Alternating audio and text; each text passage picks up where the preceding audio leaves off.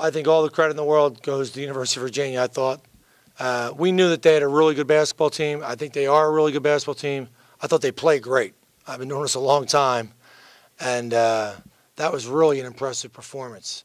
And from a lot of different factors in that game, I thought their size was really overwhelming.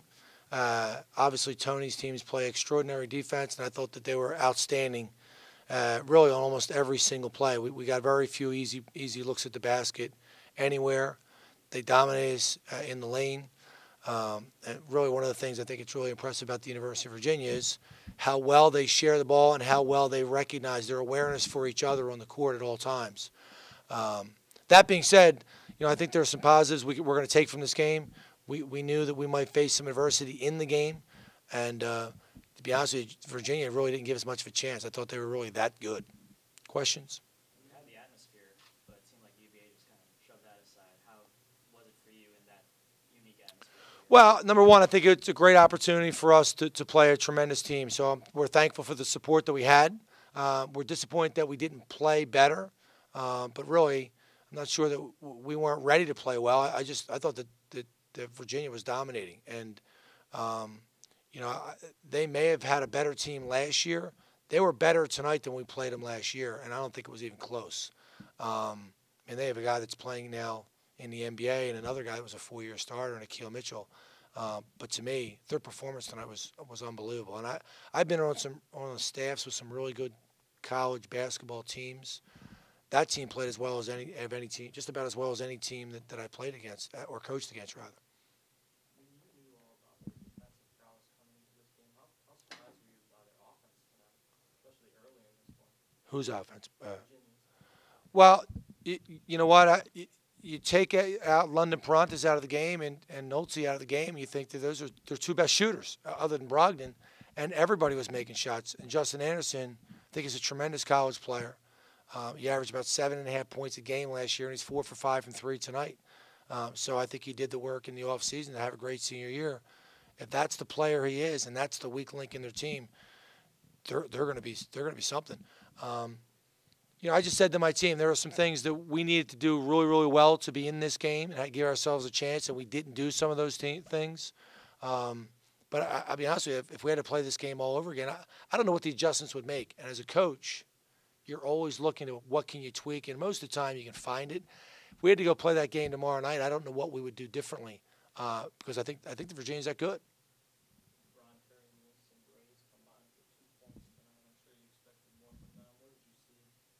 I think that Virginia was up to task to shutting them down. I mean, I think that those two guys were giving up 20 pounds and about 3 inches per guy, and they came after him, and they weren't going to let him get any open shots. They got very few open shots.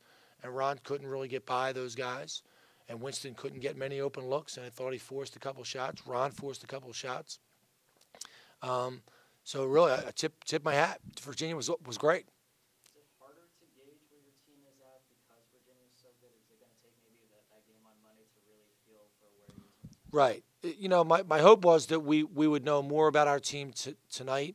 And I'm not sure that we knew more. I mean, I think that some of the things we have been working on, they don't show up against a team like Virginia. They're a motion, offensive-based team, so it's hard to take away a lot of passes to that team. They don't run sets, and they share the ball so well. It's a really, really exceptional passing team. And as well as they shot the ball, I thought they passed the ball better, and I thought they went and guarded the lane exceptionally well.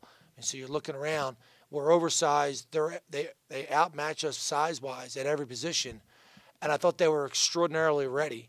And we were hoping that they wouldn't play great. I mean, we knew they were good. Thought they played great. And look, I've been doing this a long time. This is not going to tip the scales for our season. We have to learn from it. We've got to get better. There are things we're going to work on here in the next couple of days. And the goal now is to win on Monday night. And there's some things we got to get better at. But in no way do I take out of this game, we're here and this, we can't have a really good season. I did this exact same thing last year. We played Virginia. We lost. I said to everybody, they're going to do that same thing to their league.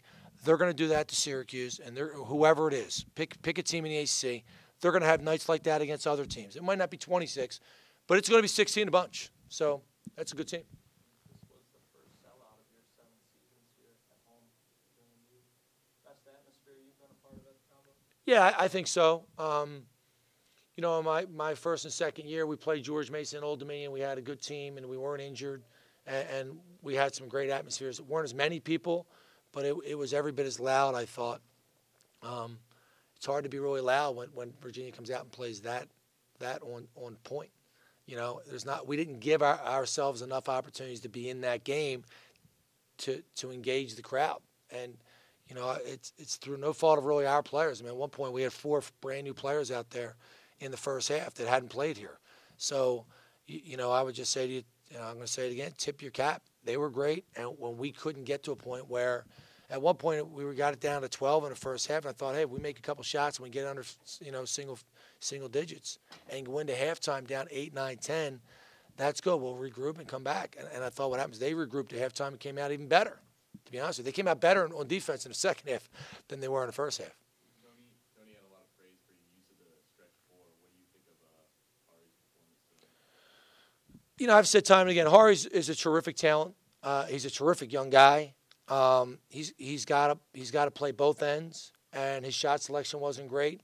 But you know, I've known from the time that I saw him play 2 years ago that Hari can be a very unique player in the CAA. I think he's a very talented kid, but and when the lights come on, he's ready to do a lot of good things.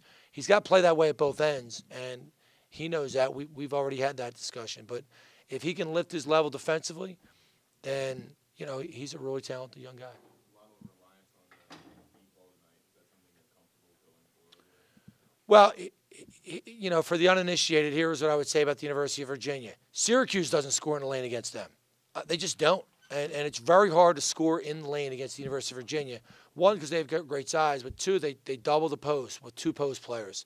And the only pass you can throw is back out to the same side. It's why they won 30 games last year. They have a unique way of playing. It works. We didn't go into this game thinking we were going to score a lot of points in the lane. I thought we'd get more than 8 or 10 or whatever it was. But we'll have more success against teams that we look like.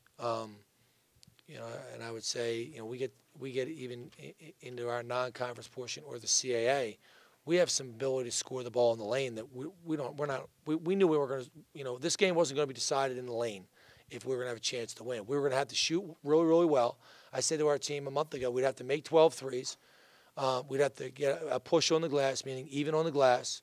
We'd have to have less turnovers than them by about 5 to 7. And then they would have to not play great. And if we didn't do all those things, we weren't going to win the game. But statistically, they won every battle.